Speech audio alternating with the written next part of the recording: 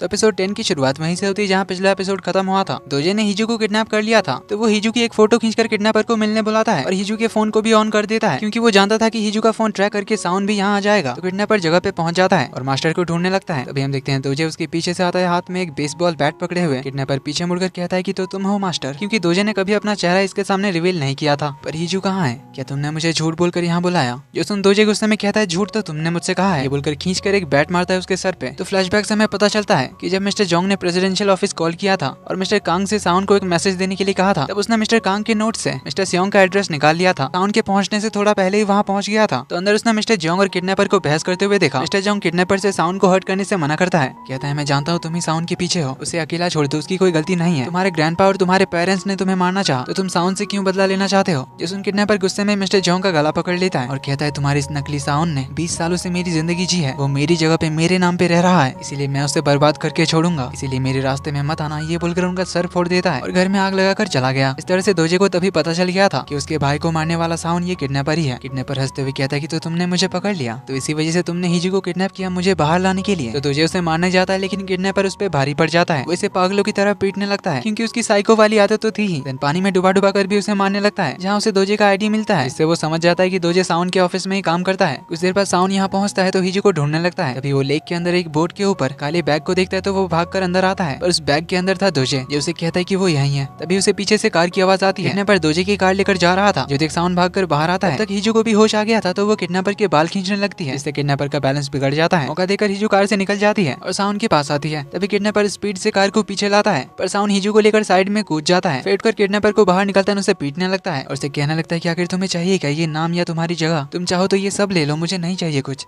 Kidnapper कहता है क्या हिजू को भी मुझे दे दोगे? साउंड खींच के उसे एक फटका लगाता है, तो किडनैपर चाकू निकालकर उस पर अटैक करने लगता है। उसे मार नहीं जा रहा था, तभी उसके सामने दोजे आ जाता है, जिससे दोजे को चाकू लग जाता है, तो वो किडनैपर यहाँ से भाग जाता है। साउंड दोजे की ब्लीडिंग रोकने लगता है और हिजू एम्बुलेंस एंड पुलिस को कॉल करती है। दोजे उसे सॉरी कहता है, क्योंकि वो इतने सालों से साउंड को अपने भाई का कातिल समझ रहा था, इसीलिए बदला लेने के लिए उसने साउंड के ऑफिस ज्वाइन किया। बाहर से हिजू को धक्का देने वाला भी यही था, इसलिए उन्हें सॉरी कहता है और बेहोश हो जाता है। कुछ देर बाद एम्बुलेंस आती है और दोजे को हॉस्पिटल ले जाया जाता है। इधर साउंड की मां मिस्टर बेक से अपने बेटे को ढूंढने के लिए कहती है। मिस्टर बेक उन्हें डांटते हुए कहते हैं कि उस मॉन्स्टर को क्यों ढूंढना चाहती हो, पर इन पे तो माँ का ममता जगा हुआ था। तो मिस्टर बेक उन्हें कहते हैं कि क्या तुम उसे ढूंढकर दुनिया के सामने उसे अपना बेटा कहकर एक्सेप्ट कर पाओगी, या जो कांड उसने किए हैं अगर वो बाहर आ गए तो सोचा है क्या होगा, इसीलिए उसे भूल जाओ, वो बस एक मॉन्स्टर है जिसे हमने पैदा किया है। तो साउंड की मॉम कहती है पता है, ना ही तुम ना ही तुम्हारा बेटा, कोई भी तुम्हारे बाप चेयरमैन जांगो की तरह नहीं बन पाया। देन वो साउंड के फोटो की ओर इशारा करते हुए कहती कि कोई और है जो तुम्हारे बाप पे गया है। तो यहाँ रिवील होता है कि मेन लीड साउंड असल में चेयरमैन बेक जांगो का अपना बेटा है। इसके बारे में किसी को भी पता नहीं था, लेकिन साउंड की माँ ये जानती थी। इस बारे में साउंड की माँ कैसे जानती थी ये हमें आगे पता चलेगा। तो बात अब पुलिस तक पहुंच जाती है। किडनैपर का साथी यानी दोजे को पुलिस अरेस्ट करती है। किडनैपर को ढूंढने के लिए इन्वेस्टिगेशन चालू होती है। पुलिस ने दोजे के सारे कंप्यूटर्स को चेक कर लिया था, जो कि सारे हैकिंग वगैरह में यूज हुए थे। हिजू के फोन और कार को हैक किया था दोजे नहीं, जिससे वो इन्हें ट्रैक किया करता था। तो दोजे यहाँ बताता है कि उसने कैसे ये प्लानिंग शुरू की थी। तो उस मेंशन में जाने के बाद उसका जुड़वा भाई कभी बाहर नहीं निकला था, क्योंकि किडनैपर ने तो उसे मार दिया था। कुछ साल बाद जब उसे एक फैमिली ने अडॉप्ट किया, तब उसने इन्वेस्टिगेशन शुरू की। इससे उसे पता चला था कि उस मेंशन में बेक फैमिली आया करती थी, यानी वो मास्क वाला बच्चा बेक फैमिली से था। तो फिर उसने बहुत अच्छी तरह से पढ़ाई वगैरह कंप्लीट की, फिर बेक साउंड के बारे में पता लगाया और फिर साउंड से बदला लेने के लिए प्रेसिडेंशियल ऑफिस ज्वाइन किया। एक साल पहले उसने किडनैपर को पहली बार प्रेसिडेंशियल ऑफिस के बाहर देखा, जिसको गार्ड्स बाहर निकाल रहे थे। तो बाहर से वो चिल्ला कर कहता है कि बेक साउंड मैं तुम्हें जिंदा नहीं छोड़ूंगा, मैं अपना बदला लेने वापस आऊंगा। तब दोजे ने पहली बार किसी को देखा जो साउंड से उसके जितना ही नफरत करता था। उसे देखकर दोजे को लगा कि शायद किडनैपर भी उसकी तरह एक विक्टिम होगा, जिसके साथ साउंड ने कुछ बुरा किया होगा, इसलिए उसने किडनैपर की नफरत को यूज करने का सोचा। कुछ दिन उसे फॉलो किया ये देखने के लिए कि उन दोनों का गोल सेम है या नहीं। इसी तरह एक दिन उसने उस किडनैपर को उस मेंशन की ओर जाते हुए देखा, जहाँ दोजे का भाई जाकर गायब हुआ था। इससे दोजे को श्योरिटी मिली कि ये किडनैपर भी उसकी तरह एक विक्टिम है। तो उसने किडनैपर का नंबर निकाला और उसे मैसेज करना शुरू किया। तो उससे पूछा कि तुम बेक साउंड से बदला क्यों लेना चाहते हो। इस पे किडनैपर ने उसे झूठ बोला था कि वो उस लेक के पास रहता था, जहाँ चेयरमैन बेक जांगो उन बच्चों के लाशों को ठिकाने लगाने लाता था, जिन्हें उसके ग्रैंडसन ने मारा था। एक दिन किडनैपर ने उसके ग्रैंडसन का चेहरा देख लिया। बेक जांगो ने उसे मारने की कोशिश की, जिससे उसकी फिजिकल कंडीशन खराब हो गई, इसीलिए वो साउंड से बदला लेना चाहता था। ऐसा किडनैपर ने दोजे को कहा था। इसको तब दोजे ने सच मान लिया था,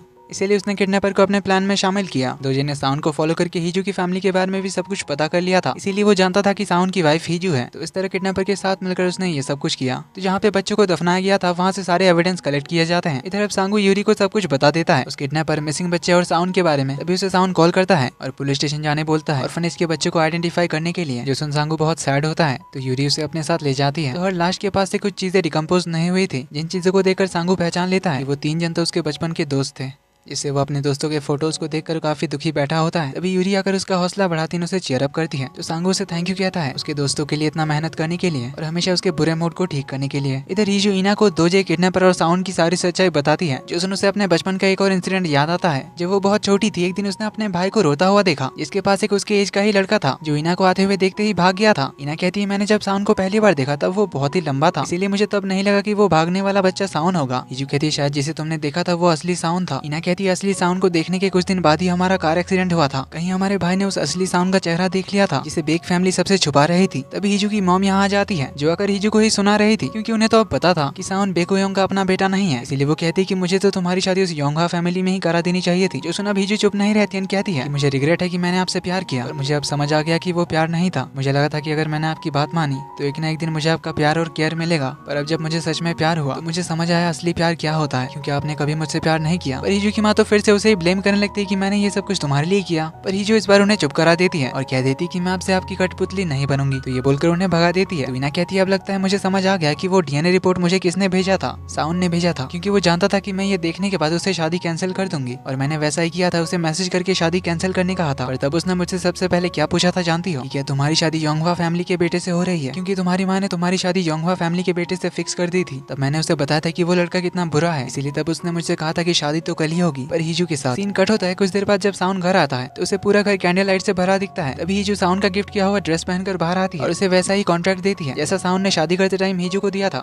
जिसके क्लॉज थे नंबर 1 साउंड कभी डिवोर्स इनिशिएट नहीं कर सकता, नंबर 2 किसी भी वजह से इनका डिवोर्स नहीं हो सकता, नंबर 3 ये लोग अपनी शादी पब्लिकली अनाउंस करेंगे, और अगर ये क्लॉज तोड़ा तो 2 बिलियन वॉन की पेनल्टी भरनी पड़ेगी। तो वो साउंड को उन मैसेजेस का स्क्रीनशॉट दिखाती है जो उसने शादी की पहली वाली रात इना को भेजा था। हिजू कहती मैंने इना की जगह नहीं ली थी, बल्कि मैं तो स्टार्टिंग से ही तुम्हारी वाइफ थी। उसे कहती कि ये सब ठीक होने के बाद क्या तुम मुझसे शादी करोगे? साउंड कहता नहीं, ये सब ठीक होने के बाद मैं तुम्हें प्रपोज करूंगा। ये बोलकर उसे किस करता है। देन उनका रोमांस कंटिन्यू रहता है। अगले दिन दोजे अपने भाई के एक जूते को आइडेंटिफाई कर लेता है, जिसके अंदर उसके भाई का नाम लिखा हुआ था, जिसे देखकर वो बहुत रोता है। साउंड उससे मिलने आता है तो दोजे उससे माफी मांगता है और किडनैपर को ट्रैक करने का एक तरीका बता देता है, क्योंकि किडनैपर जो फोन यूज करता था उसके प्रोग्रामिंग के साथ छेड़छाड़ दोजे ही करता था। इवन दोजे ने ही वो ब्लैक फोन किडनैपर को दिया था, तो उसकी लोकेशन पुलिस ट्रैक करने में लगी हुई थी। इधर हिजू और इना अपने डैड के पास आते हैं, जो इन्हें किडनैपर की सच्चाई बता देते हैं। तो इना पूछती हमारे कार एक्सीडेंट को कवर अप करने के लिए चेयरमैन जांगो के साथ आपने क्या डील किया था, जिससे हमें वो फ्लैशबैक दिखाया जाता है जहाँ मिस्टर हॉन्ग चेयरमैन जांगो के सर पे गन ताने हुए थे। इनकी बातों से हमें पता चलता है कि हिजू इना और उसके भाई के साथ जो एक्सीडेंट हुआ था उसे चेयरमैन जांगो ने ही कराया था, क्योंकि इना के भाई ने इनके ग्रैंडसन यानी असली साउंड का चेहरा देख लिया था। चेयरमैन जांगो ने कहा कि तुम तो अपना बेटा खो चुके हो, पर अब क्या तुम अपने पैसे भी ऐसे ही जाने दोगे? तुमने मेरे प्रेसिडेंशियल इलेक्शन कैंपेन में बहुत पैसा लगाया है, मुझे मारकर क्या उन्हें वेस्ट करना चाहोगे?